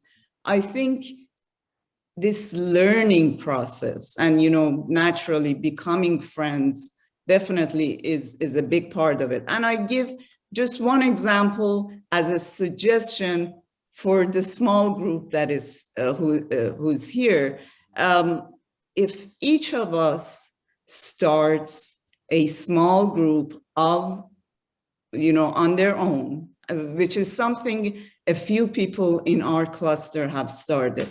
It's a group of people, they're all Iranians, many of them totally, you know, among the groups that we have talked about. But inch by inch, getting educated and having honest conversations in a safe space, you know, expressing the myths that they've heard about. But then at the same time, sometimes bringing African-American Baha'is to educate, to help them learn about all these inequities that exist. Many, many Iranian Baha'is do not know about these things. So, you know, if you don't read a book, we will bring this wonderful African-American Baha'i to tell you about the history, to tell you about what is going on. So I really want to suggest to everyone who is in this space to start your own small group and, you know, have honest conversations. So this is something we have done. And I have to go because I have another devotional to go to. So, thank you, Sister Seema. It's so wonderful. Thank you. Thank you. Only one thing I would say to what you have said, we have to be careful with the African-American friends. It is a lot of work to do this work. I know. And people are already struggling in life just to move through space as Black people. So in addition, we have to be mindful that when we're asking the friends to do this work, what we're asking, and also help to protect and to be good stewards of that resource. So that's all I wanted to say. Totally understand that. And yeah.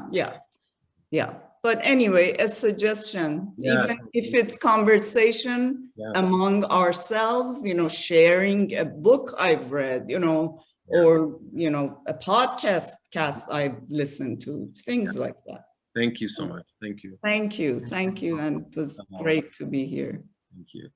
Bye-bye, everyone. Thank you, Seema John. Thank you. Thank you. Barbara, you're up. Go for it, Barbara. Yeah, I knew I was trying to multitask here. So I'm going to call Hood up and tell her about it afterwards. because I'm so drawn into the conversation that what I'm supposed to be doing, I'm not doing. You know, a couple things. One of the questions back that alluded to spiritual bypassing, that we would use a quote to silence. Yeah. I want to talk about what's coming to mind is honesty. You know, you said that, Masud. And when I was talking about this process of going from not being, you know, from ignorance, like she just said, we don't know. Yeah. The process from going from ignorance to now you feel comfortable, you know, and that, you know, you don't make mistakes in this race field. We've been told that the race conversations require 100 times more consideration, Yes. 100 times more wisdom. That's a lot. Yeah, and so everybody's trying to have a conversation. So I thank you, Masud, for saying be careful, because in order to get from unconscious competence to conscious to get from unconscious incompetence to unconscious competence, it requires three things that can be given nobody, you know. And one of those is you got to care. Yeah. You know, you can't do it because you're thrust in it, as some of our letters say. Everybody's talking, so I guess I got to do this, or I'll feel guilt or shame if I don't do it. That's not a prerequisite. It's not going to carry you through the minefields, the eggshells that you got to walk through at some point. So you got to care, and you also have to get, you know, you have to increase your competence in this area. There, you've already mentioned, many of you, that okay, let me read a book, let me watch a podcast. There's a lot of background stuff you can do on your own without wounding, you know. As Masud said, for us to go through this work, it's heavy. I mean, it takes a lot of our energy, and we've got, you know, Black people out there hemorrhaging in this race world. And then people say, "Hey, come and have a conversation with us because we're not going to take the time. It's easier rather than us read and do all that. Let's just have you come talk to us." So you need care. You need to increase your competence in many ways, and you also need to take the time. It's not one of those things that there's the Cliff Note version of it. You just can't read three things, check off the box, and you're there. Like you can't just do enough books on swimming and then jump into the ocean and think you're going to navigate it. Those are a couple points. Another point is that Baha'u'llah says the reality of man is his thought. That's the one thing we can kind of start focusing on. What are we thinking about people, and is it true? Calvin always says, if lies have come, if you're uncomfortable, you know, with the truth, you really have to think about what lies have been comforting you. And so we know in our book 1, it says, you know, thoughts of war bring a thought of hatred must be destroyed by a more powerful thought of love. We can start focusing on what am I thinking, and why am I thinking what I'm thinking? What am I watching? What we know that 80% of people don't have a minority in their midst, in their social network. Well, we can change our networks. We can be in different spaces where we hear different conversation. But if you stay in your own space and just say, well, let's import somebody in every now and then, that's not going to work. In order to get from unconscious incompetence to conscious, to unconscious incompetence to unconscious competence, you're going to have to invest. You got to care. So let's talk about care. You got to love. The thoughts of love. That's a thought. It can destroy that hatred. My daughter, Radiance, wrote an article for Baha'i teaching. She writes there. And one of the things she says, among the teachings of Baha'u'llah is one requiring man under all conditions and circumstances to be forgiving, to love his enemy, and to consider an ill wisher as a wisher. Not that one should consider another as an enemy and put up with him and be forbearing toward him. This is hypocrisy and not real love. Nay, rather, you must see your enemies as friends, your ill wishers as well wishers, and treat them accordingly. Your love and kindness must be real. That's the point I wanted to get to. But I know sometimes people take one little line out and make their case. So I'm bringing it because it did talk about forgiveness and all that stuff. But it says your love and kindness must be real, not merely forbearance. For forbearance is not of the heart. If not of the heart, it's hypocrisy. You know, so one thing about your relationship with people of color, with pupils of the eye, Black folks, what do you call it? we can sense realness. I mean, we can spot it a mile away before you say anything. So you have to show up real. We're told that, Baha'u'llah doesn't like hypocrites, He's telling us not to be hypocritical. And so one of the things that we do quite a bit of is we will take, as someone mentioned, we'll take a quote and say, hey, you shouldn't be that, you're causing disharmony. But we're also told to not harm any hearts, right? Right? And yet we do that. We're told to beware, aren't we? Beware, lest you wound any heart. And yet we wound hearts all the time. So I want to just, the final thing I want to talk, I want to just share, because the July 22nd letter has become, I hear it coming up everywhere. Out of that whole letter on July 22nd, people will take you ultimately, no matter what's going on, they'll go to that line. It says, ultimately, Yes. the power to transform the world is affected by love. Can't we just all get along? That part wasn't in there. Affected by love. Love originated from the relationship with the divine. Love ablaze among members of a community. Ablaze. Love extended without restriction to every human being.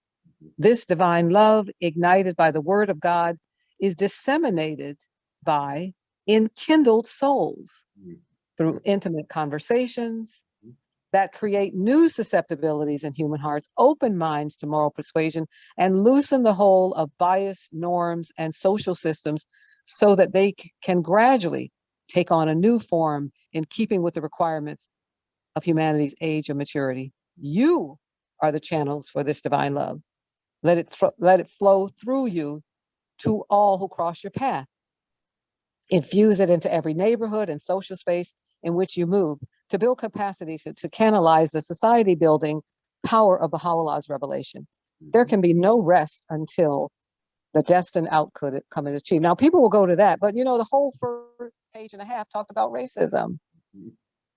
It talked about racism, and people, sadly, however, your nation's history reveals that any significant progress towards racial equality has invariably been met by countervailing processes, overt and covert, that serve to undermine the advances achieved and to reconstitute the forces of oppression by other means.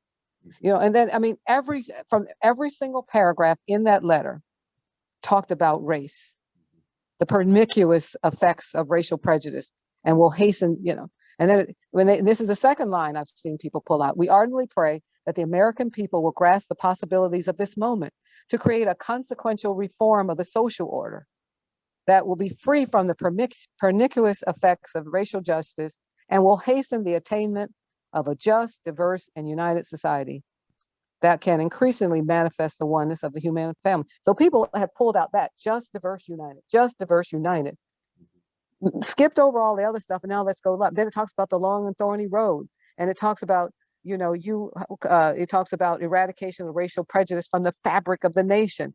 Every single paragraph talks about race and racism, and then the paragraph even before that one, it says, can't y'all just get along in love and create harmony here? It says racism is a profound deviation from the standard of true morality.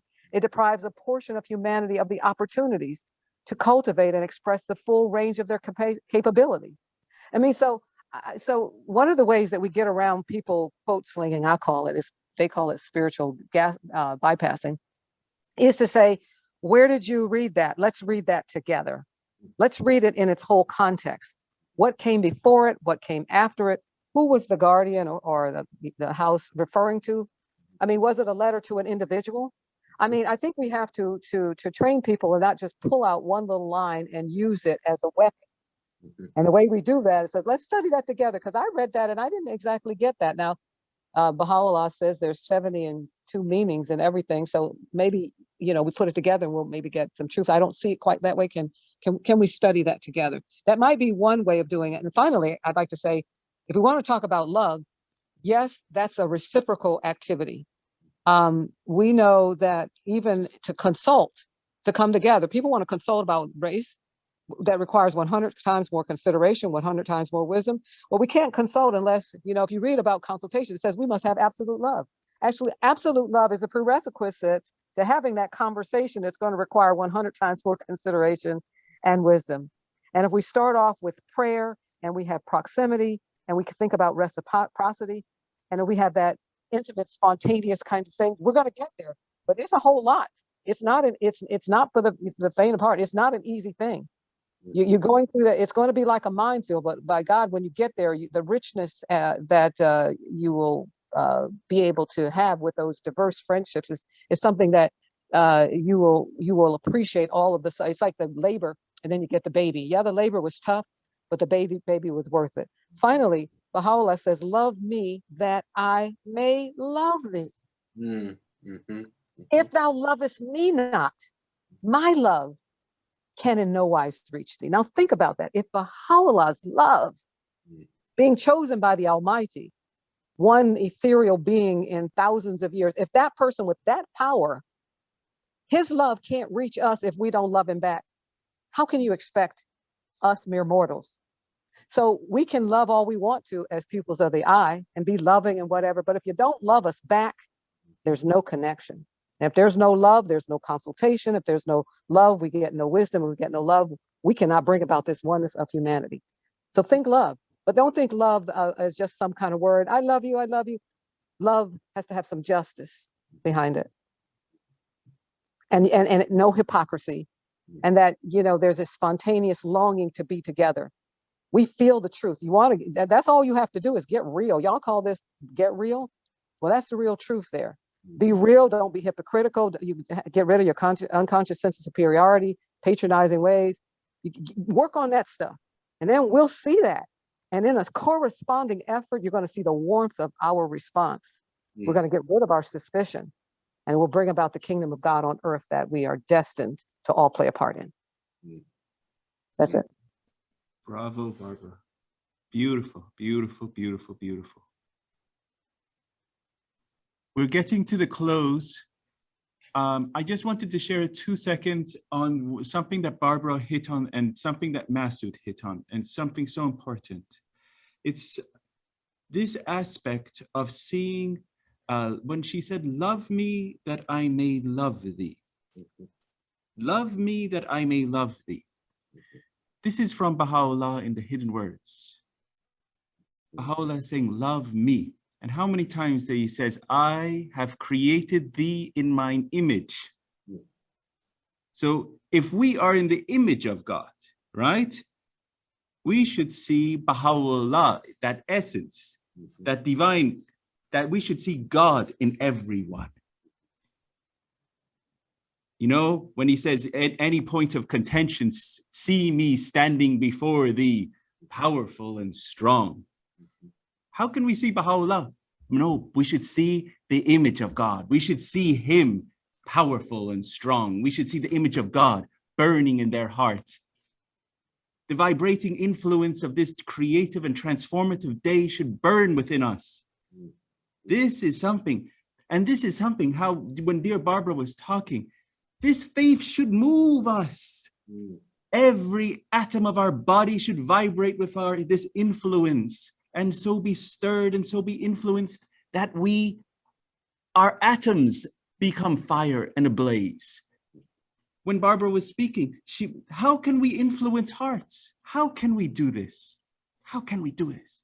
If our heart is cold, if we have not studied, if we are not imbued, if we're not meeting African-American brothers and sisters, if our heart is not touched by the sacrifices that they have given, their lives have been given. If we're not touched, how can our hearts burn with love for our African brothers and sisters? We have to burn with that love. And where does that love come from? It emanates from our depth of study of the reality of this faith and our depth of seeing the God in them, because they are a creation of God. And when we see the God in them, we say, "Oh my God, why have I been missing out? My dear brother, I love you, my heart burns." And then that heart burns and that fire connects another fire, and then a community gets transformed because you could not help but opening your mouth. Because what is courage? Courage is nothing. Love dominates, because when you are in love, you can't help but open your mouth. So when you love someone, you cannot help but picking up the phone at midnight and saying, I love you, I can't wait to tell you something.